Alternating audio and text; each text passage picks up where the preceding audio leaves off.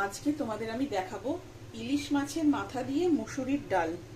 ইলিশ মাছের মাথা দিয়ে মুসুর ডাল অনেকেই জানো, বেশিরভাগ লোকই জানো, খুব কম লোক আছে জানো না। আমি খুব একটা জানতাম না এই বিষয়টা। এটা আমি আমার শ্বশুর বাড়ির থেকে শিখেছি। শ্বশুর বাড়িও বলবো না, আমার শাশুড়ির থেকে শিখেছি এটা।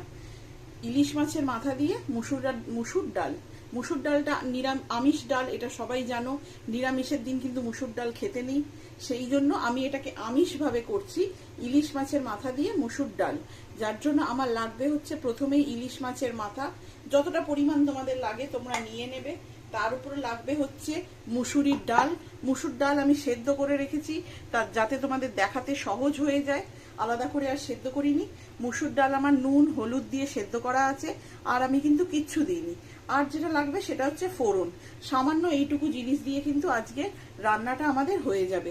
এবার তোমাদের আমি দেখাচ্ছি কিভাবে আমি রান্নাটা শুরু করব। আমার তেলটা গরম হয়ে গেছে, আমি কড়াইতে একটু সর্ষের তেল নিয়ে নিয়েছি। তেলটা গরম হয়ে যাওয়ার পর ইলিশ মাছের মাথাগুলো ভেজে নেব। প্রথমে ইলিশ মাছের মাথাগুলো আগে ভেজে নেবে। যেমন করে মাছের ঝোল করার সময় আগে মাছ ভেজে নিতে হয়, সেইভাবেই ইলিশ মাছের মাথাগুলো আগে তোমরা একটু ভেজে নেবে। আমার ইলিশ মাছের মাথাগুলো ভাজা হয়ে গেছে, আমি এক এক করে মাথাগুলো তুলে নিচ্ছি। দেখো, আমি এক এক করে মাথাগুলো তুলে রেখে দিচ্ছি। তোমরা যেরাম ভাজা পছন্দ করবে তোমরা সেরাম ভাজা করবে, কোনো বাধ্যবাধকতা নেই যে কম করতে হবে বা বেশি করতে হবে। আমার ইলিশ মাছের মাথাগুলো ভাজা হয়ে গেছে। এইবার আমি ডালটা শুরু করব। কিছুই না, খুব সিম্পল একটা রান্না। অনেকেই হয়তো জানো, অনেকে জানো না, বা অনেকের হয়তো ভুলে গেছো, বা অনেক দিন করোনি, আমাকে দেখে হয়তো মনে পড়বে যে একবার করি। সেই হিসাবেই কিন্তু আমি তোমাদের দেখাচ্ছি রান্নাটা। তেলে আমি অল্প একটু কালো জিরে দিয়ে দিলাম, খুব সামান্য। আমি কালো জিরে বা যে কোনো ফোড়নই বেশি দেওয়া পছন্দ করি না। পুরো তরকারিতে যদি ফোড়নই দেখা যাবে তাহলে ভালো লাগে না। তরকারিটা তো প্রথমে দেখতে ভালো লাগতে হবে, তারপর খাওয়া। যার জন্য আমি অল্পই, যে কোনো ফোড়নই আমি অল্প দিই। কালো জিরে দিয়ে দিলাম, কাঁচা লঙ্কা ফোড়নে দিয়ে দিলাম। এই দুটোকে একটুখানি হতে দেব। কালো জিরে গোটা জিরে হয়ে গেলে দেখবে একটা ভালো গন্ধ বেরোয়। লঙ্কাটা একটু সাদা হয়ে গেল মানে আমার কিন্তু ফোড়নটা ডান। এবার আমি ডালটা ওতে দিয়ে দেব। আচ্ছা, আগে আমি এতে মাছের মাথাটা দেব। দেখো, মাছের মাথাটা দিলাম, এর উপর আমি দিয়ে দেবো ডালটা।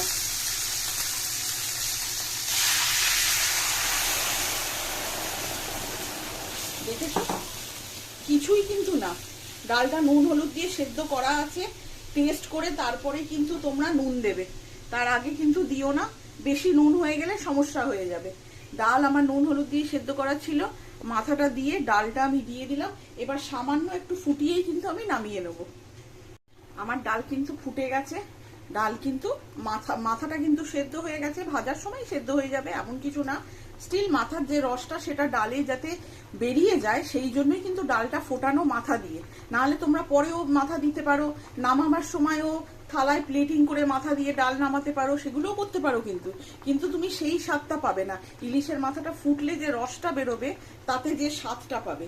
আমার ডাল কিন্তু হয়ে গেছে, এবার আমি জাস্ট ডালটাকে সার্ভ করব।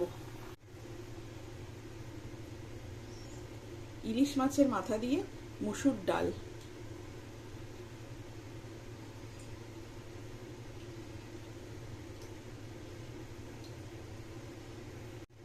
দেখে নাও, আমার কিন্তু ডাল হয়ে গেছে। মাছের মাথা দিয়ে মুসুর ডাল কিন্তু আমার তৈরি। মুগ ডাল অনেক কিছু দিয়ে করা যায়, কিন্তু মুসুর ডাল তিতার ডাল হতে পারে, মাছের মাথা দিয়ে ডাল হতে পারে। এগুলো কিন্তু অনেকেই জানে না, আমার মতন যারা। আমি কিন্তু জানতাম না। আমি ঘটি বাঙাল হেনা তেনা এইসব নিয়ে বলছি না, আমি জানতাম না। আমি কিন্তু আমার শাশুড়ির থেকে এই ডালটা শিখেছি।